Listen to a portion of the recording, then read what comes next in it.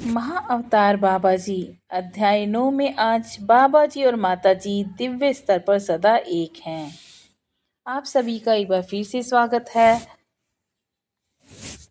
एक शांत संध्या को जब मैं कुमाऊं इलाके के जगदेश्वर मंदिर में बैठा हुआ था, मैंने अपने चारों ओर सभी विशाल मंदिरों को देखा और एक किस्म की पूर्व स्मरण की गहन भावना से भर गया।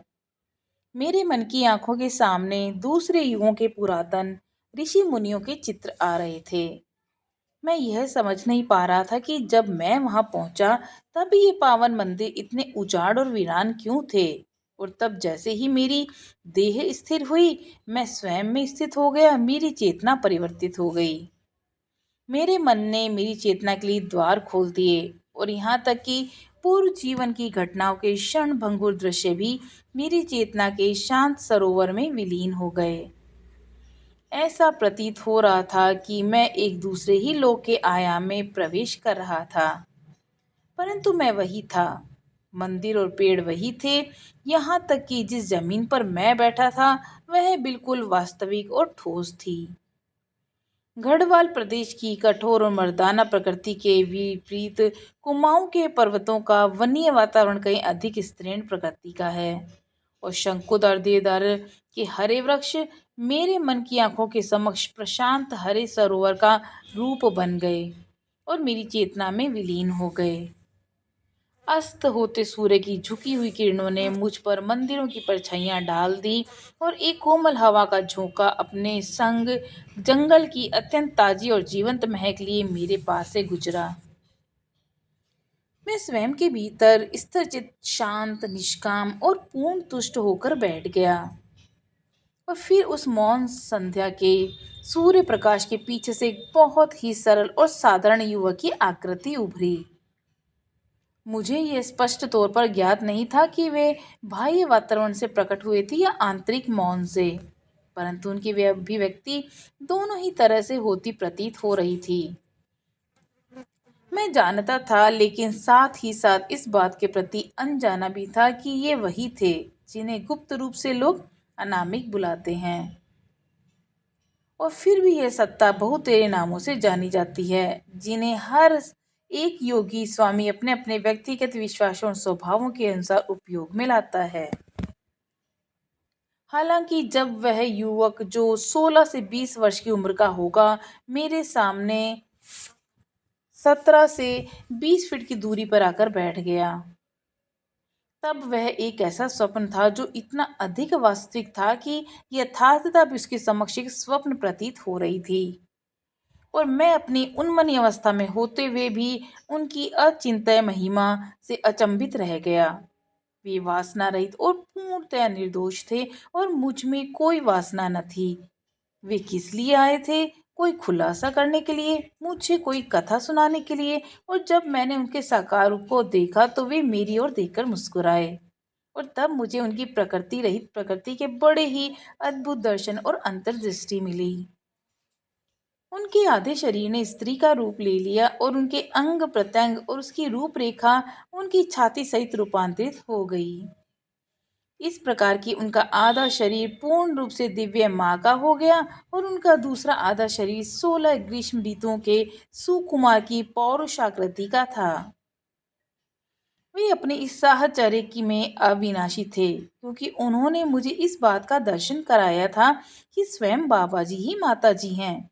उनमें कोई भी अंतर नहीं है।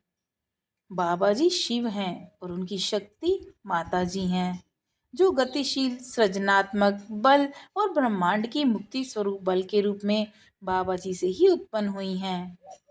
अतः मुझे ये ज्ञान प्राप्त हुआ कि बाबा जी और उनकी शक्ति एक दूसरे से पृथक नहीं है। यह एक महान शिक्षा थी जो मुझे प्राप्त होना जरूरी थी, क्योंकि मैं हमेशा यही मानता था कि बाबा जी और माता जी पृथक हैं। ये निम्न सापेक्ष स्तर पर यह सत्य भी हो सकता है, परंतु जैसे जैसे योगी की आध्यात्मिक अंतर्दृष्टि का विकास हो जाता है, लिंग का भेद समाप्त हो जाता है। केवल आत्मिक स्तर पर ही नहीं, बल्कि दैहिक स्तर पर भी। मुझे बाबा जी और माता जी के एक स्वरूप का ज्ञान हुआ, जिसे भारतीय भाषा में अर्धनारीश्वर के नाम से जाना जाता है। जिसका अर्थ है शिव और शक्ति एक हैं। ये अर्धनारीश्वर दिव्य उभयलिंगी सत्ता है जिसमें शिव गोरक्ष बाबा जी चेतना का प्रतिनिधित्व करते हैं और माता जी शक्ति ऊर्जा दिव्य कुंडलिनी का प्रतिनिधित्व करती हैं। तो इस सापेक्ष जगत में मन मानव जाति के उत्थान के लिए कार्य करती हैं। और इस समाधि के परमानंद से नीचे आने के बाद मैं घूमकर मुख्य जगदीश्वर मंदिर के भीतर गया और पुजारी से ये जानकर अवाक रह गया कि यह मंदिर विश्व का इकलौता ऐसा मंदिर है जहाँ शिवलिंग का अर्धभाग शिव और अर्धभाग शक्ति का है। यह विश्व का एकमात्र ऐसा मंदिर है जहाँ दिव्य उभयलिंगी सत्ता अर्धनारीश्वर की पूजा एक ही शिवलिंग में शिव शक्ति के रूप में की जाती है। लोग इस प्रकार कहते हैं कि मेरा दिमाग उड़ गया है। न सिर्फ इस अद्भुत मिलन से मेरा दिमाग ही उड़ गया था बल्कि मेरी समाधि भी उड़ गई थी। यह अनुभूति शब्दों से कहीं आगे निकल गई थी। मैं मंदिर से बाहर आया और ठंड की दोपहरी के सूर्य में चट्टानों के ऊपर बैठ गया और मैंने सचमुच कहा, बाबा जी प्रकाश से परे हैं, सापेक्षता के कालचक्र को भी भेद कर उससे भी परे जा सकते हैं। वे प्रकाश विहीन प्रकाश हैं जो उन्हें प्रकाश की गति से भी तेज बना देता है और वे हैं काल की उल्टी दिशा का एक सिद्धांत जो पहिए की धुरी पर एकदम अकंपित स्थित है, जबकि माता जी शक्ति का प्रकाश और कुंडलिनी उनके चारों ओर घूम रही है। समस्त ब्रह्मांड का प्रबंधन भी कर रही है। क्योंकि वे अकंपित हैं, माता जी चलायमान हैं और क्योंकि वे अस्तित्व विहीन हैं और अचिंत्य हैं, माता जी समूचा अस्तित्व हैं और ब्रह्मांड के मूल प्रकाश के रूप में समस्त ब्रह्मांड के लिए चिंतनीय हैं। बाबा जी ब्रह्मांड से परे उसका बीज रूप हैं जिनके कारण माता जी का अस्तित्व है और जो इस जगत ब्रह्मांड का व्यक्त रूप है। इसके बाद जब मैं अपनी चेतना में आया, सूर्यास्त हो चुका था और तारे संध्या के आकाश पर आना और जगमगाना प्रारंभ कर चुके थे। मैं संध्या के प्रथम तारे शुक्र को देख पा रहा था जो माता जी का प्रतिनिधित्व कर रहा था, जिसे भारत में सितारा या तारा के नाम से जाना जाता है। अपनी मस्ती में झूमता हुआ मैं मंदिर से अपनी शिविर और आरामगाह में आ गया। मैं जानता था कि कुमाऊं प्रदेश तेंदुओं, चीतों और दूसरे जंगली जानवरों से आक्रांत है, परंतु मुझे अपनी सुरक्षा का कोई भय नहीं था। यदि एक बार भी बाबा जी अपने भक्तों के सामने प्रकट हो गए, तब भय अपने आप ही उनके हृदय से सदा के लिए विदा हो जाता है और वे संसार को प्रेम और साहस के स्नेहशील स्पंदन भेजते हैं। उस रात्रि मेरा शरीर पूरी शांति से सोया, परंतु मेरा मन भी मेरी चेतना में दूर तलक व्याप्त हो गया। एक जागृत निद्रा, व्यक्त में अव्यक्त की अनुभूति। मैंने ये पहले भी समझाया कि माताजी न केवल स्त्रीण ऊर्जा का उद्भव कराने वाली बाबा जी की शक्ति हैं, जो कुंडलिनी के द्वारा इस जगत के उत्थान की प्रक्रिया का संचालन करती हैं, बल्कि वे जगत माता की भूमिका भी निभाती हैं और वे दिव्य गर्भ का रूप हैं, चाहे वह एक निष्कलंक गर्भधारण हो, एक सामान्य प्रक्रिया। जब भी माताजी स्वयं को सापेक्ष जगत के भीतर ले जाती हैं, तब वे जगत माता के रूप में 8वें आयाम से अवतारी स्तर के 7वें आयाम में प्रवेश करती हैं। परम सिद्धों के बीच इस बात को गुप्त रूप से कहा जाता है कि कोई भी आध्यात्मिक सत्ता 7वें स्तर पर अवतारी शरीर से उच्चतर शरीर धारण कर इस पृथ्वी लोक में नहीं रह सकती। ऐसा इसलिए है क्योंकि कोई भी उच्चतर चेतना इस सापेक्ष जड़ जगत में कार्य करने में असमर्थ है, क्योंकि वह आकाश काल की सीमा से परे है और उसका द्रव्यमान अनंत है। माता जी अपने गर्भ में इस धरती पर जन्म लेने वाले समस्त अवतारों और दिव्य सत्ताओं के मूर्त रूप को धारण करती हैं। प्रथमतः वे भगवान परशुराम की माता रेणुका हैं, फिर भगवान राम की माता कौशल्या, फिर भगवान कृष्ण की माता देवकी हैं।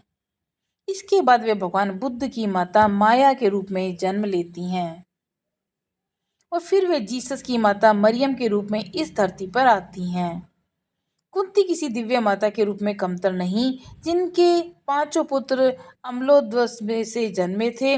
फिर आती है भगवान कल्कि की माँ सुमित्रा आनंदमयी माँ भी माता जी का एक महत्वपूर्ण पहलू है। अतः माता जी सच्चे मायने में जगत माता जगदम्बा हैं। अन्यत्र मैंने इस बात पर भी बल दिया है कि जब बाबा जी अकंपित वज्रधर या वेदात्र हैं, तब माता जी उत्थान करने वाली वह विद्युत वज्र है जो मानव जाति के उत्थान में सहायता करती हैं। मैंने उन्हें जगत माता के रूप में भी दर्शाया है, जो समस्त अवतारों को धारण करने वाली और जन्म देने वाली दिव्य गर्भ स्वरूपा हैं। माता जी को अधिकांशतः बाबा जी की बहन के रूप में दर्शाया जाता है। उनके दिव्य कार्य के समय समक्ष स्थूल संबंध बहुत मायने नहीं रखता।